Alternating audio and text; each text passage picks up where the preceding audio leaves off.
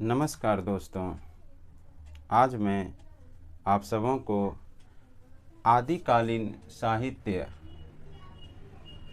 जिस समय लिखी गई थी उस समय हमारे देश की परिस्थितियाँ क्या थी उसके बारे में आप सबों को आज मैं बताने जा रहा हूँ।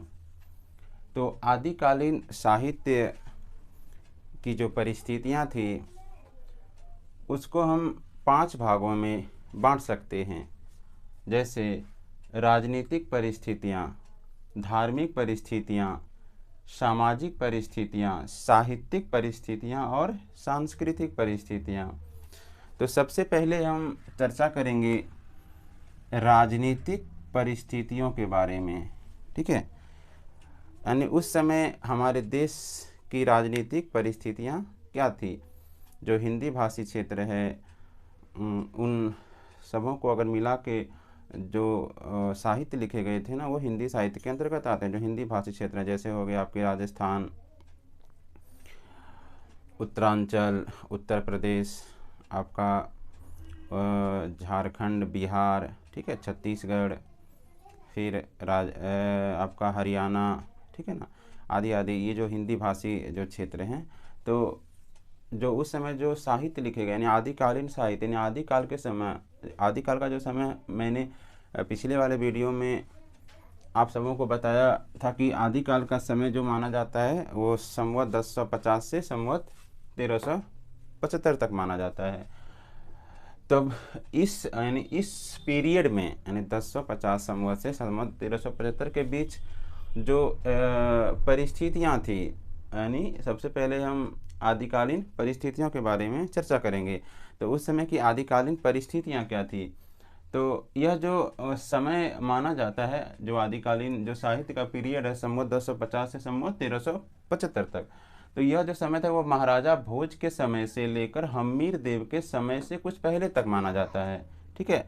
महाराजा जो भोज थे ना, वो परमार वंशीय राजा थे, ठीक है ना। परमार वंशीय, जो परमार वंश के 9वें राजा थे ये, ठीक है ना। और जो हम्मीर देव थे ये चौहान वंश के राजा थे, ठीक है, चौहान वंश के राजा थे। और ये जो परमार वंश का जो शासन था ना, ये आपका मालवा, जो राजस्थान का जो मालवा रीजन है वहाँ पे इनका शासन चलता था। और जो हम्मीर देव का जो शासन है ये आपका रणथंभौर, राजस्थान में ही रणथंभौर है, वहाँ पे इनका शासन था, ठीक है। तो मोटा मोटी इनको माना जाता है कि महाराजा भोज के समय से लेकर हम्मीर देव के समय से कुछ पहले तक का जो समय है इसको आदि काल का समय माना जाता है, ठीक है, यानी संवत 1050 से संवत 1375 तक, ठीक है। अब आते हैं कि इस समय की राजनीतिक परिस्थितियां क्या थी। बाद में धार्मिक, सामाजिक, साहित्यिक और सांस्कृतिक परिस्थितियों के बारे में भी मैं आप सबों को बताऊंगा। तो सबसे पहले हम चर्चा करते हैं राजनीतिक परिस्थितियां, ठीक है। तो मैंने पिछले वाले वीडियो में बताया था कि यह जो आदिकालीन जो साहित्य जो लिखे गए थे ना, यह वह समय था जब लड़ाई और भिड़ाई का समय था। यानी जो देसी राजा थे, देसी रजवाड़े थे, वो अपने वर्चस्व को दिखाने के लिए आपस में, अपने शौर्य प्रदर्शन के लिए आपस में व्यर्थ, इनको आप व्यर्थ का युद्ध बोल सकते हैं, ठीक है, व्यर्थ का युद्ध बोल सकते हैं। तो आपस में ये लोग लड़ते रहते थे, ठीक है। तो सबसे पहला था कि अपने वर्चस्व को दिखाना कि मैं आपसे ताकतवर हूँ, ठीक है। और दूसरा रीज़न यह होता था ना कि आपका जा कर के दूसरा रीज़न था कि मान लीजिए किसी राजकुमारी को कोई राजा पसंद आ गए तो उनको पाने के लिए भी युद्ध हुआ करते थे। तो आपको मेनली जो अधिकांश युद्ध होते थे ना, वो आपका शौर्य प्रदर्शन के लिए, मैं आपसे ताकतवर राजा हूँ, आपसे मैं हर चीज़ में श्रेष्ठ हूँ, ये आदि सभी चीज़ों को दिखाने के लिए, अपने शौर्य प्रदर्शन के लिए युद्ध हुआ करते थे, ठीक है। तो अब आते हैं, और इस समय क्या हुआ था ना कि इस समय जो विदेशी आक्रमणकारी थे उनका भी आक्रमण भारत के पश्चिमी भागों से शुरू हो चुका था। तो इन्हीं सब चीज़ों के बारे में हम चर्चा करते हैं, ठीक है। तो सबसे पहले आप देखते हैं कि जो राजनीतिक परिस्थितियाँ थी, यह जो समय था युद्ध और अशांति का समय था, यानी अशांति का काल था। यानी इस समय शांति आपको कहीं नहीं दिखाई पड़ेगी, हर जगह एक भय का माहौल, एक चूँकि देसी रजवाड़े जो थे आपस में एक दूसरे पर आक्रमण करते रहते थे, ठीक है ना। तो जब युद्ध का समय है तो स्वाभाविक है कि शांति तो होगी नहीं, तो यह जो समय था युद्ध और अशांति का समय था, ठीक है, सबसे पहली बात। दूसरी बात यह है कि इस समय जो गहरवार, परमार, चौहान और चंदेल, ठीक है, तो जो चार जो राजा थे ना, यानी चार जो वंश के राजा थे, गहरवार, परमार, चौहान और चंदेल, ठीक है, तो ये चारों वंश के जो राजा थे ना आपस में युद्ध किया करते थे, ठीक है। तो आपस में युद्ध तो मैंने पहले ही बताया है कि विशेषतः वर्चस्व, अपने वर्चस्व को दिखाने के लिए आपस में लड़ते रहते थे। कहते हैं ना कि राजपूत जो राजा थे तो बहुत वीर, लेकिन इनकी जो ऊर्जा थी ना ये आपस में लड़ लड़ के ही खत्म हो गई। यानी जब अगर ये शायद ये राजपूत राजा आपस में अगर एक रहते ना, तो आज जो भारत की जो भूत या बोलते हैं भविष्य रहता ना, वो कुछ और ही रहता। तो इसीलिए कहा जाता है कि आपस में कभी लड़ना नहीं चाहिए। इसका हमेशा फ़ायदा जो ना वो विदेशी उठाते हैं, ठीक है, यानी दूसरे देश के लोग इसका फ़ायदा उठाते हैं। तो इस समय तो हमें कहा जाता है कि अतीत क्या है, अतीत से हम सीख ले सकते हैं कि अतीत में हमने क्या गलतियाँ की थी, वो भविष्य में ना करें। इसीलिए हम इतिहास पढ़ते हैं। आप जो इतिहास जो पढ़ते हैं ना, वो यही इसीलिए पढ़ा जाता है कि मेनली आप अपने इतिहास के बारे में तो जाने ही कि हाँ हमारा इतिहास क्या था। तो हमें यह बताते हुए कोई संकोच नहीं होता है कि जो हमारा इतिहास था वो लाजवाब था, बहुत स्वर्णिम इतिहास था, लेकिन कुछ जो लोभी राजा थे, या उनको बोलिए कि जो स्वार्थी राजा थे, जो उनके कारण जो हमारा स्वर्णिम अतीत था ना, वो एक तरह से स्वर्णिम अतीत को बहुत बड़ा धक्का लगा, ठीक है। तो आगे चर्चा करते हैं। दुख होता है कि हमारे जो देसी राजा थे वो व्यर्थ की लड़ाई में अपनी ऊर्जा को उन्होंने व्यर्थ गंवा दिया, ठीक है। तो आगे चर्चा करते हैं कि इस समय जो गहरवार, परमार, चौहान और चंदेल वंश के जो राजा थे वो आपस में युद्ध किया करते थे। किया क्यों करते थे ये मैंने पहले ही बताया है कि इसलिए युद्ध किया करते थे कि शौर्य प्रदर्शन के लिए, ठीक है ना, मेनली शौर्य प्रदर्शन होता था। चलिए आगे चर्चा करते हैं कि युद्ध अधिकांश स्थान अपने शौर्य प्रदर्शन के लिए होते थे। तो मैंने पहले ही बताया था युद्ध जो होते थे वो अधिकांश क्या होते थे, शौर्य प्रदर्शन के लिए, व्यर्थ के अपनी वीरता दिखाने के लिए, है ना, कि मैं आपसे बड़ा राजा हूँ, ठीक है। अगला है कि 10वीं शताब्दी में महमूद गजनवी, है ना, महमूद गजनवी, और 12वीं शताब्दी में क्या हुआ, आपका मोहम्मद गौरी ने भारत पर आक्रमण किया। तो यही वो समय था जब 10वीं शताब्दी और 12वीं शताब्दी में क्रमशः 10वीं शताब्दी में महमूद गजनवी ने आक्रमण किया और 12वीं शताब्दी में मोहम्मद गौरी ने आक्रमण किया, ठीक है। इससे भी क्या हुआ कि बहुत भारत को धक्का लगा, ठीक है। तो अब आगे चर्चा करते हैं कि जो आम जनता थी ना वो विदेशी आक्रमण के साथ साथ देसी राजाओं, ठीक है ना, के आपसी युद्ध से परेशान थी। तो एक तो हुआ कि जो आम जनता थी उस समय हमारे देश की, एक तो देसी राजाओं के युद्ध में तो ऑटोमेटिक है कि आप जब युद्ध होते हैं तो जनता तो उसमें जनता को तो त्रासदी झेलनी ही पड़ती है। तो इस समय तो देसी राजाओं की आपसी लड़ाई तो हो ही रही थी और विदेशी आक्रमण भी शुरू हो गया था। तो सोचिए कि उस समय की जनता पे क्या बीत रही होगी। आप सोच सकते हो कि जब देसी राजा तो आपस में लड़ ही रहे थे और जो विदेशी शासक थे वो भी विदेश से भारत पे आक्रमण शुरू कर चुके थे, ठीक है।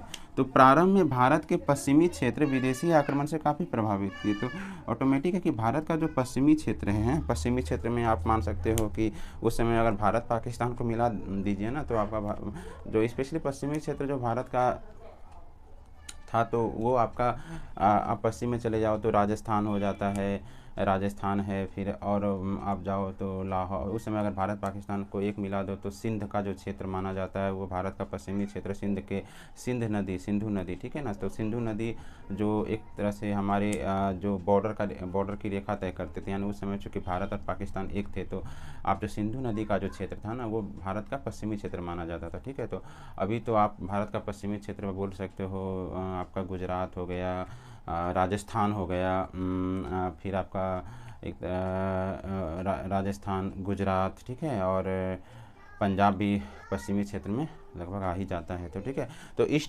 तो जो भारत का पश्चिमी क्षेत्र में अगर स्पेशली आप मानिएगा तो सबसे ज़्यादा राजस्थान, ठीक है ना, राजस्थान इस आक्रमण से सबसे ज़्यादा प्रभावित हुआ। ठीक है, तो यह हुआ कि मैंने आपको बताया कि उस समय हमारे देश की जो राजनीतिक परिस्थितियाँ थी वो क्या थी। अभी मैं इस पर आगे मैं राजनीतिक परिस्थितियों पर कुछ और चर्चा करूँगा। चलिए दोस्तों, मैं आगे जो राजनीतिक जो परिस्थितियाँ थी उसके बारे में चर्चा करता हूँ। तो इस समय क्या था ना कि मैंने पहले ही बताया था कि इस समय जो राजनीतिक परिस्थितियाँ थी वो काफ़ी एक तरह से इनको आप अच्छी नहीं बोल सकते हैं। यह युद्ध और अशांति का एक तरह से काल था। ठीक है, तो आगे चर्चा करते हैं। यवन शक्तियों के आक्रमण का प्रभाव मुख्यतः भारत के पश्चिम एवं मध्य देशों पर पड़ा। ठीक है ना, यानी यवन शक्तियों के आक्रमण का प्रभाव पश्चिम एवं मध्य देश, ठीक है, पर इस पर जो विदेशी आक्रमण था इसका प्रभाव मुख्यतः कहाँ पड़ा, पश्चिम भारत पर तो पड़ा ही, और मध्य देश पर भी उसका प्रभाव पड़ने लगा था और व्यापक रूप से पड़ा भी। ठीक है, इन्हीं क्षेत्रों की जनता युद्ध एवं अत्याचारों से आक्रांत हुई। मतलब स्वाभाविक है कि जिस क्षेत्र में जो क्षेत्र जो बॉर्डर से सटा होता है ना, तो जो विदेशी सरजमी से जो बॉर्डर का एरिया होता है, तो युद्ध की जो विभीषिका होती है वो अधिकांश उन्हीं क्षेत्र के लोगों को भोगनी पड़ती है। क्योंकि वो सटा हुआ इलाका है तो अधिकांश तबाही जो होती है, यानी आक्रमण का पहला जो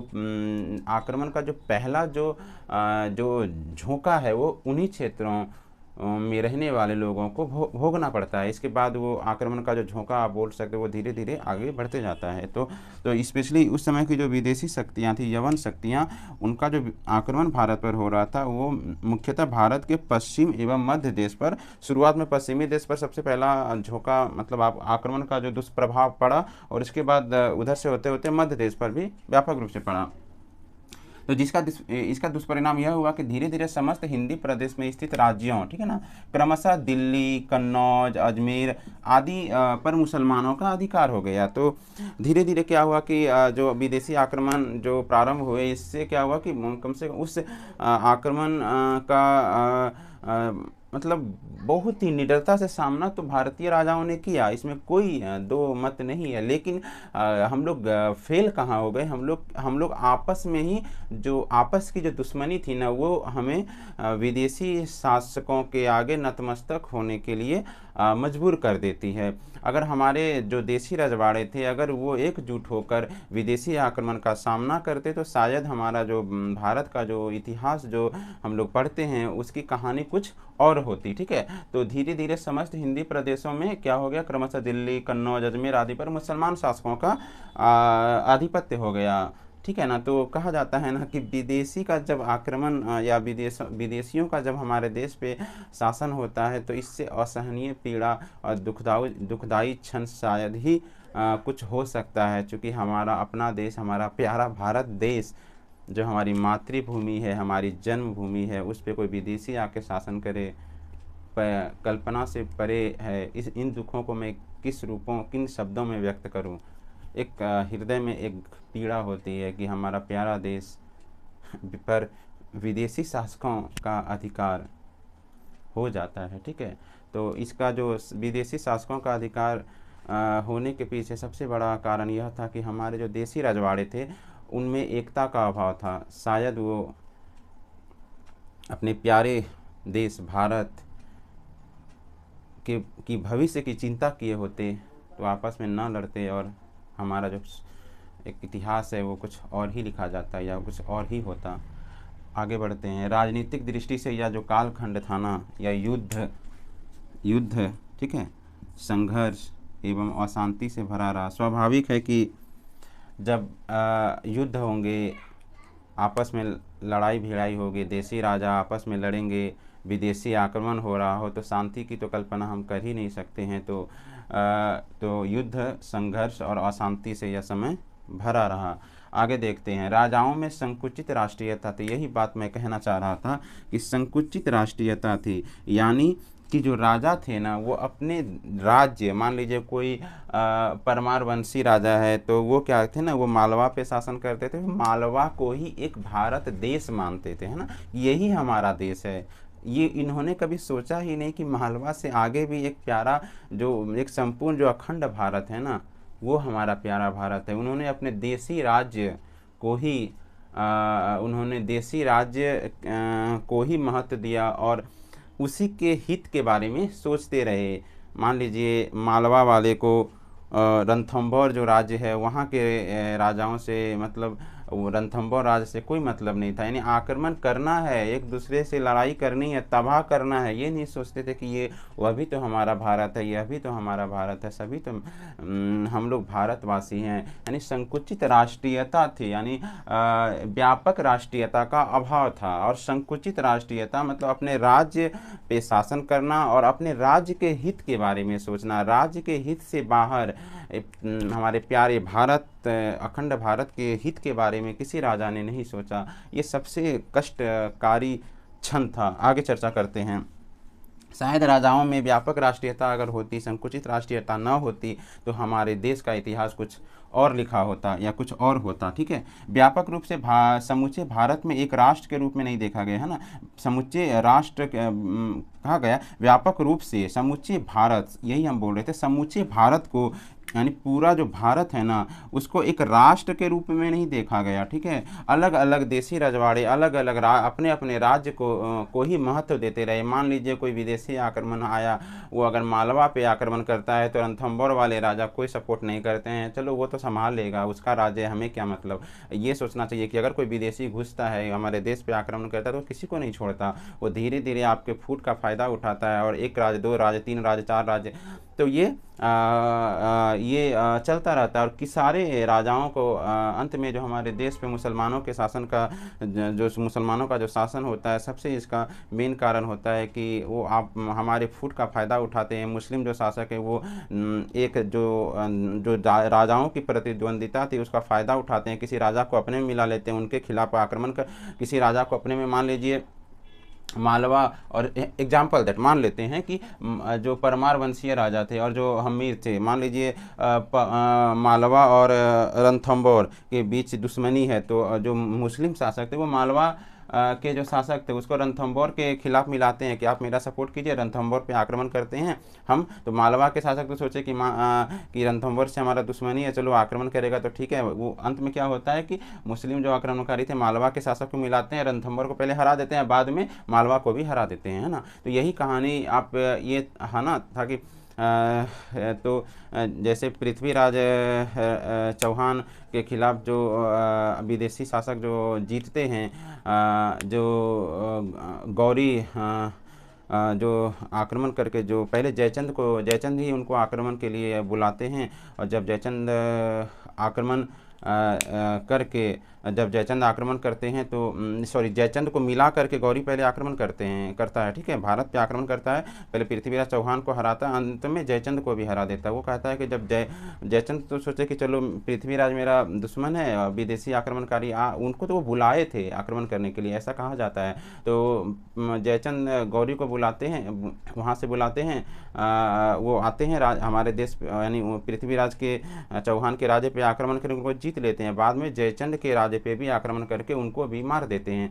तो अंत में पृथ्वीराज कहते भी हैं कि अंत में गौरी कहते भी हैं कि तुम जयचंद अगर आप पृथ्वीराज के नहीं हुए तो मेरा क्या होगे। तो अंत में उनकी भी हत्या कर दी जाती है, उनके भी राज्य को हड़प लिया जाता है। तो यही हमें समझना है और सोचना है कि विदेशी किसी का भी नहीं है, चाहे वो हमारे एकता ही हमारी सबसे बड़ी ताकत है। जिस दिन हम एक हो गए ना, कोई विदेशी शासक हमारे ऊपर शासन कभी नहीं कर सकता है। ठीक है, तो समूचे हम आगे बता रहे थे कि समूचे भारत को एक राष्ट्र के रूप में नहीं देखा गया, अपने अपने देशी जो राज्य है उसको ही महत्व दिया गया। आगे कहते हैं कि अराजकता, गृह कलह, विद्रोह एवं युद्ध,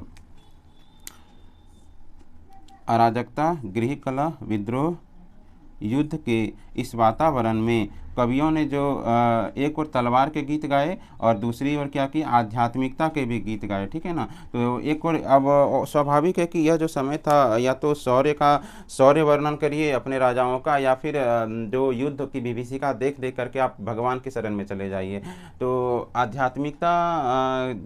आध्यात्मिकता से जो परिपूर्ण रचनाएं, इसकी भी लगभग शुरुआत हो चुकी थी, क्योंकि अब लोग एक तरह से निराश हो गए थे, परेशान हो गए थे, युद्ध, अशांति, संघर्ष को देख देख के, तो उन्होंने प्रभु भक्ति के गीत गाए। लेकिन अधिकांश जो इस समय की जो रचनाएं लिखी गई ना, वो तलवार के गीत गाए गए, यानी वीर गाथात्मक रचनाएं लिखी गई। ठीक है, तो यही आदिकाल की राजनीतिक परिस्थितियां थी। और नेक्स्ट वीडियो में मैं आप सबों को धार्मिक परिस्थितियों के बारे में बताऊंगा। ठीक है, तो उस समय की धार्मिक परिस्थितियां हमारे देश की क्या क्या थी, यानी आदिकालीन साहित्य जो लिखे गए, यह जो पीरियड था, इस समय हमारे देश की धार्मिक परिस्थितियां क्या थी, इस पे मैं नेक्स्ट वीडियो में आपको विस्तार से बताऊंगा। धन्यवाद। जय हिंद।